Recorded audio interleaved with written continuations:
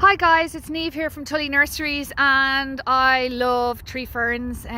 We have over 500 of them, believe it or not, potted at the moment in all different sizes, and because they grow only a couple of inches every year, they're actually quite slow growing.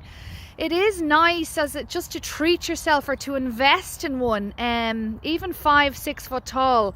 These ones are fully fronded right now because we've had such mild winters, but actually the fronds, and most of them we've potted them, are starting to appear. I can just feel them coming up there at the moment. The important thing is to water the outside of the trunk, because this is the actual root system of the tree fern.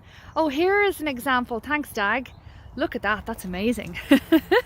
It's so cool. So there's so much attractive about tree ferns. You can put them on terraces, they don't take up much room and also give some height. So you can underplant them with other ferns or low growing perennials, or even for a look that's a little bit more exotic, you can include them in a Japanese planting scheme with Japanese maples.